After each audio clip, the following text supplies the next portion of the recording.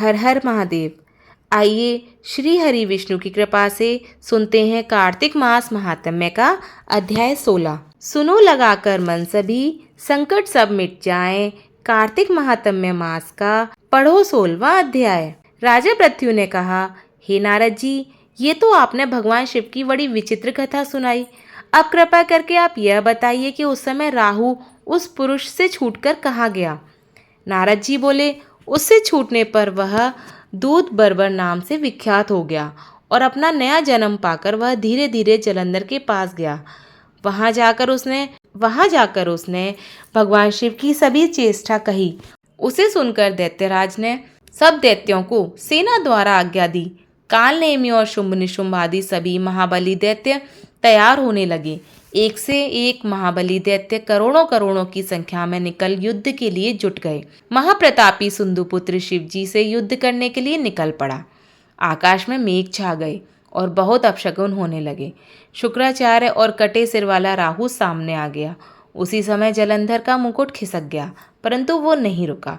उधर इंद्रादिक सब देवताओं ने कैलाश पर शिव जी के पास पहुंचकर सब वृतांत सुनाया और यह भी कहा कि आपने जालंधर से युद्ध करने के लिए भगवान विष्णु को भेजा था। वह उसके वशवर्ती हो गए हैं और विष्णु जी लक्ष्मी सहित जालंधर के अधीन होकर उसी के घर में निवास कर रहे हैं।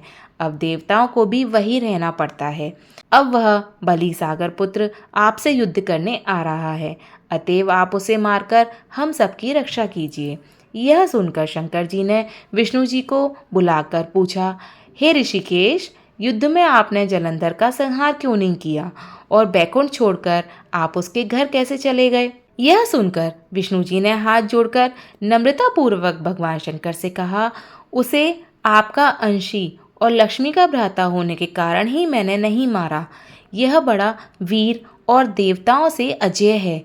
इसी पर मुग्ध होकर मैं उसके घर में निवास करने लगा हूँ। विष्णु जी के इन वचनों को सुनकर शंकर जी हंस पड़े। उन्होंने कहा, हे विष्णु, आप यह क्या कहते हैं।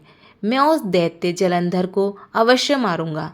अब आप सभी देवता जलंधर को मेरे द्वारा ही मारा गया जान अपने स्थान को जाइए। जब शंकर जी ने ऐसा कहा तो सब देवता संदेह रहित होकर अपने स्थान को चले गए। इसी समय पराक्रमी जलंधर अपनी विशाल सेना के साथ पर्वत के समीप आ कैलाश को घोर से नाद करने लगा। दैत्यों के नाद और कोलाहल को सुनकर शिवजी ने नंदी आदि गणों को उससे युद्ध करने की आज्ञा प्रदान की। कैलाश के समीप भीषण युद्ध होने लगा। दैत्य अनेकों प्रकार के अस्त्र शस्त्र बरसाने लगे। भैरी मृदंग शंख और वीरों तथा हाथी घोड़ों और रथों के शब्दों से शाब्दित हो पृथ्वी कांपने लगी। युद्ध में कटकर मरे हुए हाथी घोड़े और पैदलों का पहाड़ लग गया। रक्त मांस का कीचड़ उत्पन्न हो गया। दैत्यों के आचार्य शुक्र जी अपनी मृत संजीवनी विद्या से सब दैत्यों को जगाने लगे। यह देखकर शिवजी के गण व्याकुल हो गए और उनके पास जाकर सारा वृतांत सुनाया। उसे सुनकर भगवान रुद्र के क्रोध की सीमा न रही। फिर तो उस समय उनके मुख से एक बड़ी भयंकर कृत्या उत्पन्न हुई, जिसकी दोनों जंघाएं ताल वृक्ष के समान थीं। वह युद्ध भूमि में जा सब असुरों का चमन करने लगी और फिर वह शुक्राचार्य के समीप पहुंची और शीघ्र ही अपनी योनि में गुप्त कर लिया। फिर स्वयं भी अंतर ध्यान हो गई। शुक्राचार्य के गुप्त हो जाने से दैत्यों का मुख मलिन पड़ गया और वे युद्ध भूमि को छोड़ भागे। इस पर शुंभ निशुंभ और कालनेमी आदि सेनापतियों ने अपने भागते हुए वीरों को रोका। शिवजी ने नंदी आदि गणों ने भी, जिसमें गणेश और स्वामी कार्तिकेय जी भी थे, दैत्यों से भीषण युद्ध करना आरंभ कर दिया। आइए अब सुनते हैं कार्तिक मास महात्म्य का अध्याय 17। भक्ति से भरे भाव हरि मेरे मन उपजाऊं। 17वां अध्याय कार्तिक कृपा दृष्टि कर सुनाऊं।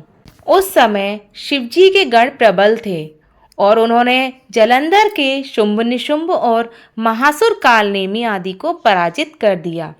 यह देखकर सागर पुत्र जलंधर एक विशाल रथ पर चढ़कर, जिस पर लंबी पताका लगी हुई थी, युद्ध भूमि में आया।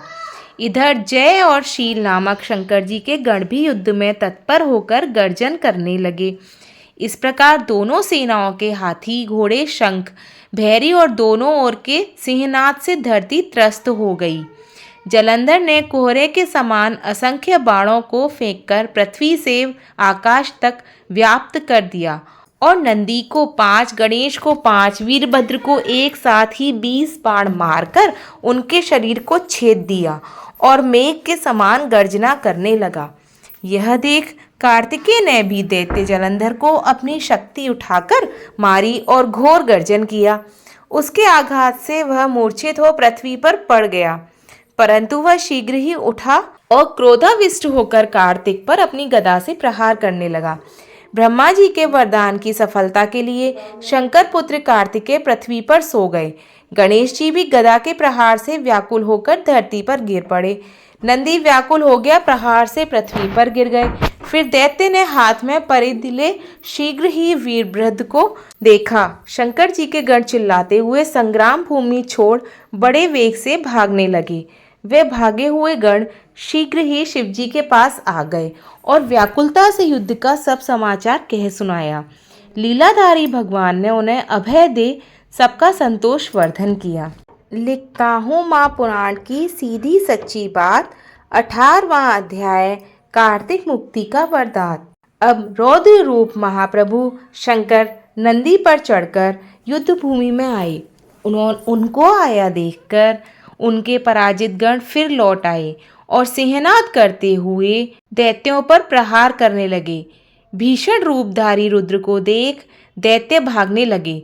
तब जलंधर हजारों बार छोड़ता हुआ शंकर जी की ओर दौड़ा। उसके शुंभ निशुंभ आदि वीर भी शंकर जी की ओर दौड़े। इतने में शंकर जी ने जलंधर के सभी बाण को काट दिया। अपने अन्य बाणों की आंधी से दैत्यों को अपने फरसे से मार डाला। खड़गोराम नामक दैत्य को अपने फरसे से मार डाला और बलाहक का भी सिर काट दिया।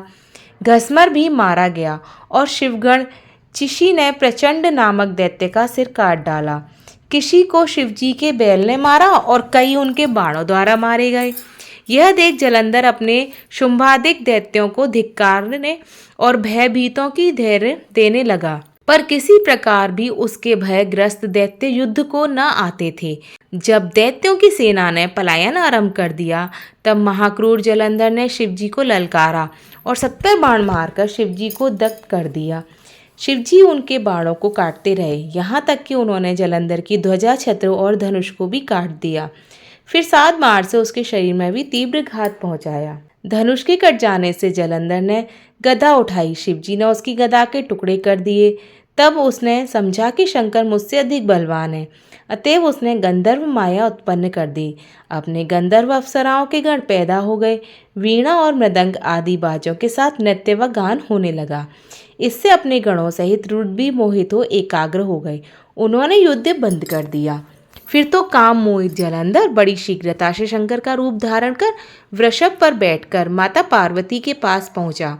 उधर जब पार्वती ने अपने पति को आता देखा तो अपनी सखियों का साथ छोड़ दिया और आगे आई। उन्होंने देख कामातुर जलंधर का वीरपात हो गया और उसके पवन से वह जड़ भी हो गया। गौरी ने उसे दानव समझा। वह अंतर्ध्यान हो उत्तर की मानस पर चली गई। तब पार्वती ने विष्णु जी को बुलाकर दैत्यधन का वह कृत्य कहा और यह प्रश्न किया कि क्या आप इससे अवगत हैं? भगवान विष्णु ने उत्तर दिया, आपकी कृपा से मुझे सब ज्ञात है। हे माता, आप जो भी आज्ञा करेंगी मैं उसका पालन करूँगा।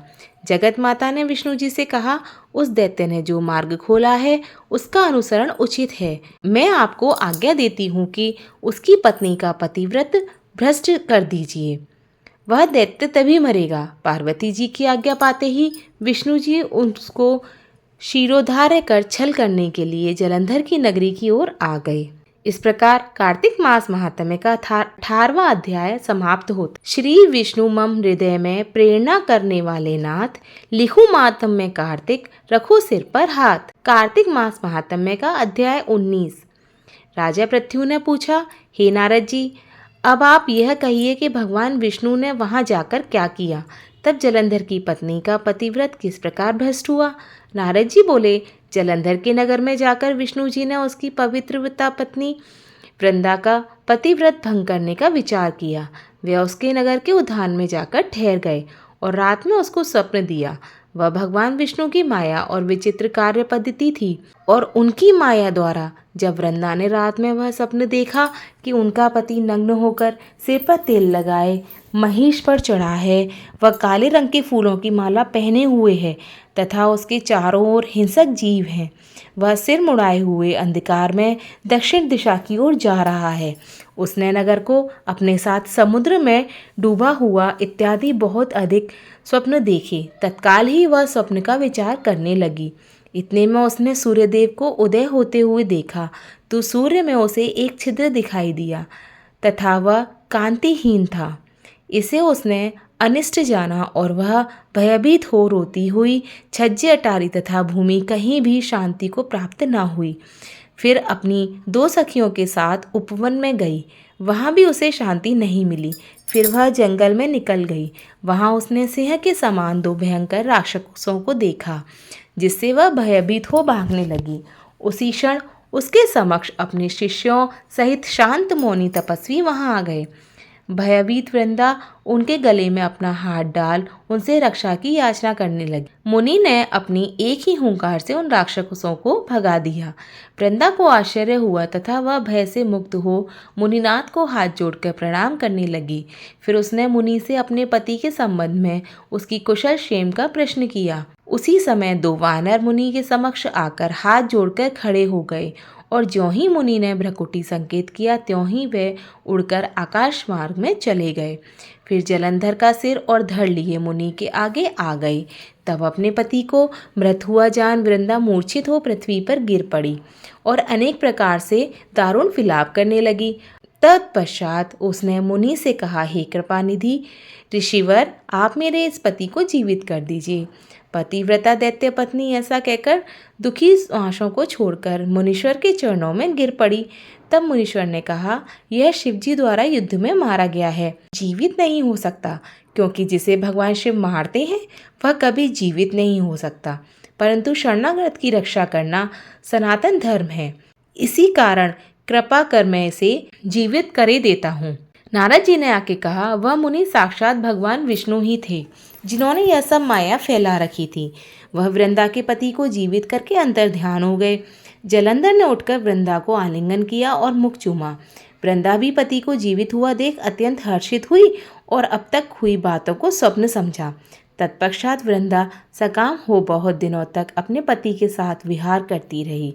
एक बार सूरत एवं संभोग काल के अंत में उन्हीं विष्णु को देखकर उन्हें ताड़ित करती हुई बोली, हे पराई स्त्री से गमन करने वाले विष्णु, तुम्हारे शील को धिक्कार है। मैंने जान लिया है कि मायावी तपस्वी तुम ही थे। इस प्रकार कहकर कुपित प्रतिवता वृंदा ने अपने तेज को प्रकट करते हुए भगवान विष्णु को श्राप दे दिया। तुमने माया से 2 राक्षस मुझे दिखाए, वही दोनों राक्षस किसी समय तुम्हारी स्त्री का हरण करेंगे। सर्वोषण जो तुम्हारा शिष्य बना है यह भी तुम्हारा साथी रहेगा। जब तुम अपनी स्त्री के विरह में दुखी होकर विचरोगे उस समय वानर ही तुम्हारी सहायता करेंगे। ऐसा कहती हुई प्रतिव्रता वृंदा अग्नि में प्रवेश कर गई। ब्रह्मा आदि देवता आकाश से उसका प्रवेश देखते रहे। वृंदा के शरीर का तेज पार्वती जी के शरीर में चला गया। पतिव्रत के प्रभाव से वृंदा ने मुक्ति प्राप्त की। ये था कार्तिक मास महात्म्य का अध्याय 19। आइए अब सुनते हैं कार्तिक मास महात्म्य का अध्याय 20। माँ शारदा की प्रेरणा स्वयं सहाय। कार्तिक महात्म्य का लिखूं 20वां अध्याय। जब राजा पृथ्वी ने पूछा, हे देवर्षि नारद, इसके बाद युद्ध में क्या हुआ तथा वह दैत्य जलंधर किस प्रकार मारा गया, कृपया मुझे बताइए और यह कथा सुनाइए। नारद जी बोले, जब गिरिजा वहाँ से अदृश्य हो गई और गंधर्वी माया भी विलीन हो गई, तब भगवान वृषभध्वज चैतन्य हो गए। उन्होंने लौकिकता व्यक्त करते हुए बड़ा क्रोध किया और जलंधर से युद्ध करने लगे। जलंधर शंकर के बाणों को काटने लगा, परंतु जब काट ना सका तब उसने उन्हें मोहित करने के लिए माया की पार्वती का निर्माण कर अपने रथ पर बांध लिया। तब अपनी प्रिया पार्वती को इस प्रकार कष्ट में पड़ा देखकर लौकिक लीला करते हुए शंकर जी व्याकुल हो गए। शंकर जी ने भयंकर रौद्र रूप धारण कर लिया। अब उनके रौद्र रूप को देख कोई भी दैत्य उनके सामने खड़ा होने में असमर्थ था। और सब भागने छिपने लगे। यहाँ तक कि शुंभ निशुंभ भी असमर्थ हो गए थे। शिवजी ने उन शुंभ निशुंभ को शाप देकर बड़ा धिक्कार और कहा, तुम दोनों ने मेरा बड़ा अपराध किया है। तुम युद्ध से भागते हो, भागते को मारना पाप है। इससे मैं तुम्हें अब नहीं मारूंगा, परंतु गौरी तुमको अवश्य मारेगी। शिवजी के ऐसा कहने पर सागर पुत्र जलंधर क्रोध से अग्नि के समान प्रज्वलित हो उठा। उसने शिवजी पर घोर बाण बरसाकर धरती पर अंधकार कर दिया। तब उस दैत्य की ऐसी चेष्टा देखकर शिवजी ने बड़े क्रोधित हुए और उन्होंने अपने चरणागुस्त से बनाए हुए सुदर्शन चक्र को चलाकर उसका सिर काट दिया। एक प्रचंड शब्द के साथ उसका सिर पृथ्वी पर गिर पड़ा और अंजन पर्वत के समान उसके शरीर के 2 खंड हो गए। उसके रुधिर से संग्राम भूमि लाल हो गई। शिवाज्ञा से उसका रक्त और मांस महारौध में जाकर रक्त का कुंड हो गया तथा उसके शरीर का तेज निकलकर शंकर जी में वैसे ही प्रवेश कर गया जैसे वृंदा का तेज गौरी के शरीर में प्रविष्ट हुआ था। जलंधर को मरा देख देवता और सब गंधर्व प्रसन्न हो गए। माँ शारदा की प्रेरणा स्वयं सहाय। यह था कार्तिक मास अध्याय का 20वां अध्याय। आइए अब सुनते हैं कार्तिक मास महात्म्य का अध्याय 21। लिखने लगा हूँ श्री हरि के चरणों में शीश नवाए, कार्तिक महात्म्य का बने 21वां अध्याय। अब ब्रह्मा आदि देवता नतमस्तक होकर भगवान शिव की स्तुति करने लगे। वे बोले, हे देवादिदेव, आप प्रकृति से परे परब्रह्म और परमेश्वर हैं। आप निर्गुण निर्विकार व सबके ईश्वर हो। हे प्रभु, हम ब्रह्मा आदि समस्त देवता आपके दास हैं। हे शंकर जी, हे देवेश, आप प्रसन्न होकर हमारी रक्षा कीजिए। हे शिव जी, हम आपकी प्रजा हैं तथा हम सदैव आपकी शरण में रहते हैं। नारद जी राजा पृथ्वी से बोले, जब इस प्रकार ब्रह्म आदि देवता मुनियों ने शंकर जी की अनेक प्रकार से स्तुति करके उनके चरण कमलों का ध्यान किया, तब भगवान शिव ने देवताओं को वरदान देकर वहां से अंतर्ध्यान हो गए। उसके बाद शिवजी का यशोगान करते हुए सभी देवता प्रसन्न होकर अपने अपने लोक को चले गए। भगवान शंकर के साथ सागर पुत्र जलंधर का युद्ध चरित्र पुण्य प्रदान करने वाला तथा समस्त पापों को नष्ट करने वाला है। यह सभी सुखदायक और शिव को भी आनंददायक है। इन दोनों आख्यानों को पढ़ने व सुनने वाले सुखों को भोगकर अंत में अमरता को प्राप्त करते हैं। यह था कार्तिक मास महात्म्य का अध्याय 21। आइए अब सुनते हैं कार्तिक मास महात्म्य का अध्याय 22। 22वें अध्याय की जब लिखने लगा हूँ बात, श्री प्रभु प्रेरणा प्राप्त कर कलम आ गई हाथ। राजा पृथ्वी ने नारद जी से कहा, हे ऋषिवर, कृपया आप मुझे यह बताइए कि वृंदा को मोहित करके विष्णु जी ने क्या किया और फिर वह कहाँ गए। जब देवता स्तुति कर मौन हो गए तब शंकर जी ने सब देवताओं से कहा, हे ब्रह्मादिक देवताओं, जलंधर तो मेरा ही अंश था। उसे मैंने तुम्हारे लिए नहीं मारा है। यह मेरी सांसारिक लीला थी। फिर भी आप लोग सत्य कहिए कि इससे आप सुखी हुए या नहीं। तब ब्रह्मादि देवताओं के नेत्र खुशी से खिल उठे और उन्होंने शिवजी को प्रणाम किया। विष्णु जी का यह सब वृतांत कह सुनाया जो उन्होंने बड़े प्रयत्न से वृंदाहुत को मोहित किया था। तब वह अग्नि में प्रवेश कर परम गति को प्राप्त हुई थी। देवताओं ने यह भी कहा कि तभी से वृंदा की सुंदरता पर मोहित हुए विष्णु उनकी चिता की राख लपेटे इधर उधर घूमते हैं। अतएव आप उन्हें समझाइए, क्योंकि यह सारा चराचर आपके अधीन है। देवताओं ने यह सारा वृतांत सुन शंकर जी ने उन्हें अपनी माया समझाई और कहा कि उसी से मोहित विष्णु भी काम में वश में हो गए। परंतु महादेवी उमा त्रिदेवों की जननी सबसे परे वह मूल प्रकृति परम मनोहर और वही गिरजा भी कहलाती है। अतएव विष्णु का मोह दूर करने के लिए आप सब उसकी शरण में जाइए। शंकर जी की आज्ञा से सब देवता मूल प्रकृति को प्रसन्न करने चले। उनके स्थान पर पहुंचकर उनकी बड़ी स्तुति की। तब यह आकाशवाणी हुई कि हे देवताओं, मैं ही 3 प्रकार से तीनों गुणों से प्रकट होकर स्थित सत्य गुण से गौरा, रजोगुण से लक्ष्मी और तमोगुण से ज्योति रूप हूँ। अतः अब आप लोग मेरी रक्षा के लिए उन देवियों के पास जाओ तो वह तुम्हारे मनोरथों को पूर्ण कर देंगी। यह सुनकर देवता भगवती के वाक्यों का आदर करते हुए गौरी, लक्ष्मी और सरस्वती को प्रणाम करने लगे। सब देवताओं ने भक्तिपूर्वक उन सब देवियों की प्रार्थना की। उस स्तुति से तीनों देवियां प्रकट हो गईं। सभी देवताओं ने खुश होकर निवेदन किया कि उन देवियों ने कुछ बीज देकर कहा, इसे ले जाकर बो दो तो तुम्हारे सब कार्य सिद्ध हो जाएंगे। ब्रह्मादिक देवता उन बीजों को लेकर विष्णु जी के पास गए, वृंदा की चिता भूमि में डाल दिए। उससे धात्री, मालती और तुलसी प्रकट हुई। विधात्री के बीच से धात्री, लक्ष्मी जी के बीच से मालती और गौरी के बीच से तुलसी प्रकट हुई। विष्णु जी ने ज्यों ही उन स्त्री रूपावली वनस्पतियों को देखा तो वह उठ बैठे, कामासक्त चित्त से मोहित हो उनसे याचना करने लगे।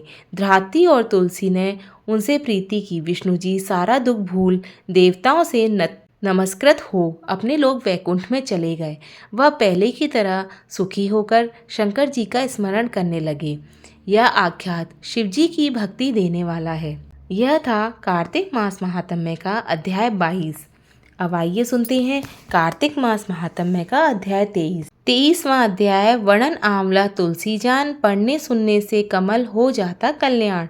नारद जी बोले, हे राजन, यही कारण है कि कार्तिक मास के व्रत उद्यापन में तुलसी की जड़ में भगवान विष्णु की पूजा की जाती है। तुलसी भगवान विष्णु को अधिक प्रीति प्रदान करने वाली मानी गई है। राजन, जिसके घर में तुलसी वन है वह घर तीर्थ स्वरूप है, वहाँ यमराज के दूत नहीं आते। तुलसी का पौधा सदैव सभी पापों का नाश करने वाला तथा अभीष्ट कामनाओं को देने वाला है। जो श्रेष्ठ मनुष्य तुलसी का पौधा लगाते हैं वे यमराज को नहीं देखते। नर्मदा का दर्शन, गंगा का स्नान और तुलसी वन का संसर्ग, ये तीनों एक समान कहे गए हैं। जो तुलसी की मंजरी से संयुक्त होकर प्राण त्याग करता है वह सैकड़ों पापों से मुक्त ही नहीं होता, बल्कि यमराज भी उसकी तरफ नहीं देखते। तुलसी को छूने से कामिक, वाचिक, मानसिक आदि सभी पाप नष्ट हो जाते हैं। जो मनुष्य तुलसी दल से भगवान का पूजन करते हैं वह पुनः गर्भ में नहीं आते, अर्थात जन्म मरण के चक्कर से छूट जाते हैं। तुलसी दल में पुष्कर आदि समस्त तीर्थ, गंगा आदि नदियाँ और विष्णु प्रभृति सभी देवता निवास करते हैं। हे राजन, जो मनुष्य तुलसी के काष्ठ का चंदन लगाते हैं उन्हें सहज ही मुक्ति प्राप्त हो जाती है और उनके द्वारा किए गए पाप उनके शरीर को छू भी नहीं पाते। जहाँ तुलसी के पौधे की छाया होती है वहीं पितरों की तृप्ति के लिए श्राद्ध करना चाहिए। जिसके मुख में, कान में और मस्तक पर तुलसी का पत्ता दिखाई देता है उसके ऊपर यमराज भी दृष्टि नहीं डाल सकते, फिर दूतों की तो बात ही क्या है। जो प्रतिदिन आदरपूर्वक तुलसी की महिमा सुनता है वह सब पापों से मुक्त होकर ब्रह्मलोक को जाता है। इस प्रकार आंवले का महान वृक्ष सभी पापों को नाश करने वाला है। आंवले का वृक्ष भगवान विष्णु को प्रिय है। इसके स्मरण मात्र से ही मनुष्य गोदान का फल प्राप्त करता है। जो मनुष्य कार्तिक में आंवले के वन में भगवान विष्णु की पूजा तथा आंवले की छाया में भोजन करता है उसके पाप नष्ट हो जाते हैं। आंवले की छाया में मनुष्य को जो पुण्य प्राप्त होता है वह कोटि गुना बढ़ जाता है। जो मनुष्य आंवले की छाया के नीचे कार्तिक में ब्राह्मण दंपति को एक बार भी भोजन देकर स्वयं भोजन करता है वह अन्न दोष से मुक्त हो जाता है। लक्ष्मी प्राप्ति की इच्छा रखने वाले मनुष्य को सदैव आंवले से स्नान करना चाहिए। नवमी, अमावस्या, सप्तमी, संक्रांति, रविवार, चंद्र ग्रहण तथा सूर्य ग्रहण के दिन आंवले से स्नान नहीं करना चाहिए। जो मनुष्य आंवले की छाया में बैठकर पिंडदान करता है उसके पितृ भगवान विष्णु के प्रसाद से मोक्ष को प्राप्त होते हैं। जो मनुष्य आंवले के फल और तुलसी दल को पानी में मिलाकर स्नान करता है उसे गंगा स्नान का फल प्राप्त होता है। जो मनुष्य आंवले के पत्तों और फलों से देवताओं का पूजन करते हैं उन्हें स्वर्ण मणि और मोतियों द्वारा पूजन का फल प्राप्त होता है। कार्तिक मास में जब सूर्य तुला राशि में होता है तब सभी तीर्थ, ऋषि, देवता और सभी यज्ञ आंवले के वृक्ष में वास करते हैं। जो मनुष्य द्वादशी तिथि को तुलसी दल और कार्तिक में आंवले की छाया में बैठकर भोजन करता है उसके 1 वर्ष तक अन्न संसर्ग से उत्पन्न हुए पापों का नाश हो जाता है। जो मनुष्य कार्तिक में आंवले की जड़ में विष्णु जी का पूजन करते हैं उसे श्री हरि विष्णु के तमाम पूजनों का फल प्राप्त होता है। आंवले और तुलसी की महत्वता का वर्णन करने में श्री ब्रह्मा जी भी असमर्थ हैं। इसलिए धात्री और तुलसी जी की जन्म कथा सुनने से मनुष्य अपने वंश सहित भक्ति को प्राप्त होता है। अतः कार्तिक मास महात्म्य का अध्याय 23 समाप्त होता है। आइए अब श्रवण करते हैं कार्तिक मास महात्म्य का अध्याय 24। लिखवाओ से निज दया से सुंदर भाव बताकर कार्तिक मास 24वां अध्याय सुनो सुधाकर। राजा पृथ्वी बोले, हे मुनिश्रेष्ठ, आपने तुलसी के इतिहास व्रत महात्म्य के विषय में कहा। अब आप कृपा कर मुझे यह बताइए कि कार्तिक मास में क्या और भी देवताओं का पूजन होता है, यह भी विस्तार पूर्वक बताइए। नारद जी बोले, पूर्व काल की बात है। सहाय पर्वत पर करवीकर में धर्मदंत नामक विख्यात कोई एक धर्मज्ञ ब्राह्मण रहते थे। एक दिन कार्तिक मास में भगवान विष्णु के समीप जागरण करने के लिए वे भगवान विष्णु के मंदिर की ओर चले। उस समय एक पहर की रात बाकी थी। भगवान के पूजन की सामग्री साथ लिए जाते हुए ब्राह्मण ने मार्ग में देखा कि एक भयंकर राक्षसी आ रही है। उसका शरीर नंगा और मांस रहित है। उसके दांत बड़े बड़े, लपकती हुई जीभ और लाल नेत्र देखकर ब्राह्मण भय से थर्रा उठे। उनका सारा शरीर कांपने लगा। उन्होंने साहस करके पूजा की सामग्री तथा जल से ही उस राक्षसी के ऊपर प्रहार किया। उन्होंने हरि नाम का स्मरण करके तुलसी दल मिश्रित जल से उसको मारा, इसलिए उसका सारा पातक नष्ट हो गया। अब उसे अपने पूर्व जन्म के कर्मों के परिणाम स्वरूप प्राप्ति हुई, दुर्दशा का स्मरण हो गया। उसने ब्राह्मण को दंडवत प्रणाम करके इस प्रकार कहा, ब्राह्मण देव, मैं पूर्व जन्म के कर्मों के फल से इस दशा में पहुंची हूँ। अब मुझे किस प्रकार उत्तम गति प्राप्त होगी। धर्मदत्त ने उसे इस प्रकार प्रणाम करते देखकर आश्चर्यचकित होते हुए पूछा, किस कर्म के फल से तुम्हारी यह दशा हुई है? कहाँ की रहने वाली हो? तुम्हारा नाम क्या है और आचार विचार व्यवहार कैसा है? ये सारी बातें मुझे बताओ। उस राक्षसी का नाम कलहा था। कलहा बोली, ब्राह्मण देव, मेरे पूर्व जन्म की बात है। सौराष्ट्र नगर में भिक्षु नामक एक ब्राह्मण रहते थे। मैं उनकी पत्नी थी। मेरा नाम कलहा था और मैं बड़े क्रूर स्वभाव की स्त्री थी। मैंने वचन से भी कभी अपने पति का भला नहीं किया, उन्हें कभी मीठा भोजन नहीं परोसा, सदा अपने स्वामी को धोखा देती रही। मुझे कलह विशेष प्रिय था, इसलिए मेरे पति का मन मुझसे सदा उद्विग्न रहता था। कुछ समय पश्चात उन्होंने दूसरी स्त्री से विवाह करने का निश्चय कर लिया। तब मैंने विष खाकर अपने प्राण त्याग दिए। फिर यमराज के दूत आए और मुझे बांधकर पीटते हुए यमलोक में ले गए। वहाँ यमराज ने मुझे देखकर चित्रगुप्त से पूछा, चित्रगुप्त देखो तो सही, इसने कैसा कर्म किया है। जैसा इसका कर्म हो उसके अनुसार यह शुभ या अशुभ फल प्राप्त करेगी। चित्रगुप्त ने कहा, इसका किया हुआ कोई भी शुभ कर्म नहीं है। यह स्वयं मिठाइयाँ उड़ाती थी और अपने स्वामी को उसमें से कुछ भी नहीं देती थी। इसने सदा अपने स्वामी से द्वेष किया है, इसलिए यह चमगादुड़ी होकर रहे तथा सदा कलह में ही इसकी प्रवृत्ति रही है। इसलिए यह विष्ठा भोजी सूकरी की योनि में रहे। जिस बर्तन में भोजन बनाया जाता है उसी में यह सदा अकेली खाया करती थी। अतः उसके दोष से यह अपनी ही संतान का भाण करने वाली बिल्ली हो। इसने अपने पति को निमित्त बनाकर आत्मघात किया है, इसलिए यह अत्यंत निंदनीय स्त्री प्रेत के शरीर में भी कुछ काल तक अकेली ही रहेगी। इसे यमदूतों द्वारा निर्जल प्रदेश में भेज देना चाहिए। वहाँ दीर्घकाल तक यह प्रेत के शरीर में निवास करे। इसके बाद यह पापिनी शेष 3 योनियों का भी उपभोग करेगी। कलहा ने कहा, ब्राह्मण देव, मैं वही पापिनी कलहा हूँ। इस प्रेत शरीर में आए हुए मुझे 500 वर्ष बीत चुके हैं। मैं सदैव भूख प्यास से पीड़ित रहती हूँ। एक बनिए के शरीर में प्रवेश करके मैं इस दक्षिण दिशा में कृष्णा और वेणी के संगम तक आई हूँ। ज्यों ही संगम तट पर पहुंची त्यों ही भगवान शिव और विष्णु के पार्षदों ने मुझे बलपूर्वक बनिए के शरीर से दूर भगा दिया। तब से मैं भूख का कष्ट सहन करती हुई इधर उधर घूम रही हूँ। इतने में ही आपके ऊपर मेरी दृष्टि पड़ गई। आपके हाथ से तुलसी मिश्रित जल का संपर्क पाकर मेरे सब पाप नष्ट हो गए हैं। हे ब्राह्मण देव, अब आप ही कोई उपाय कीजिए। बताइए मेरे शरीर से और भविष्य में होने वाली भयंकर 3 योनियों से किस प्रकार मुक्ति पाऊं। कलह का यह वचन सुनकर धर्मदत्त उसके पिछले कर्मों और वर्तमान अवस्था को देखकर बहुत दुखी हुआ। फिर उन्होंने बहुत सोच विचार करने के बाद कहा, प्रिय भक्तजनों, इसका वर्णन अध्याय 25 में है। आइए अध्याय 25 का श्रवण करते हैं। सुना प्रश्न ऋषियों का और बोले सूत जी, ज्ञानी 25वें अध्याय में सुनो श्री हरि की वाणी।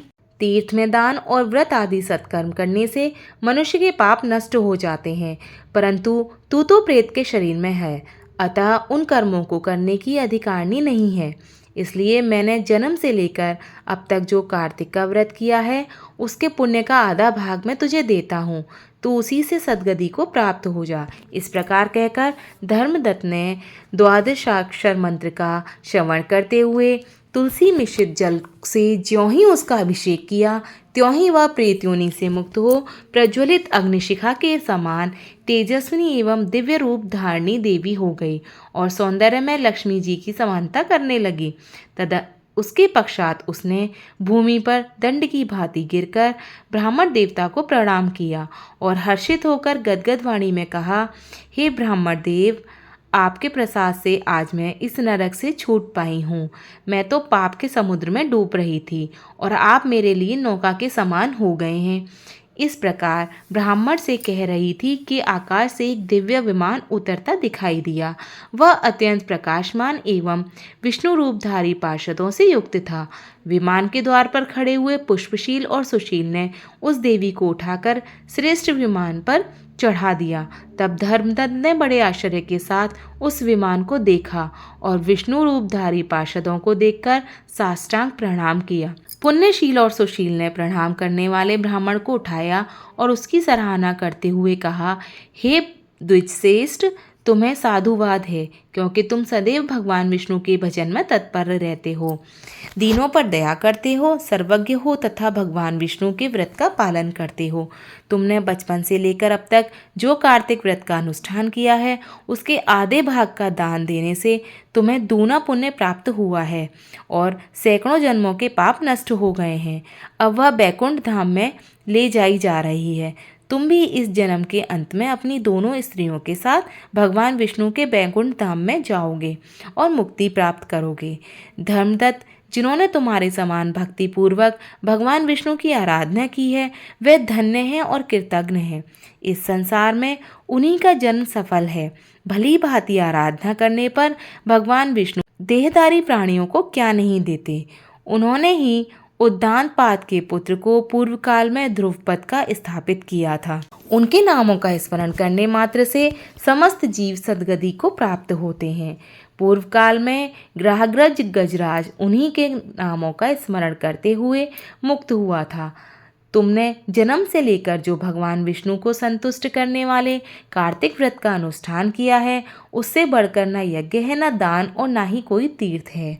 हे प्रियवर, तुम धन्य हो, क्योंकि तुमने जगत गुरु भगवान विष्णु को प्रसन्न करने वाला कार्तिक व्रत किया है, जिसके आधे भाग के फल को पाकर यह स्त्री हमारे साथ भगवान के लोक जा रही है। ये था कार्तिक मास महात्म्य का अध्याय 25। बोलिए श्री हरि विष्णु की जय। ओम नमो भगवते वासुदेवाय नमः। दोस्तों, अगर आप आगे भी इन अध्यायों को सुनना चाहते हैं तो हमारे चैनल को सब्सक्राइब करें, वीडियो को लाइक करें और शेयर करें। आपका धन्यवाद।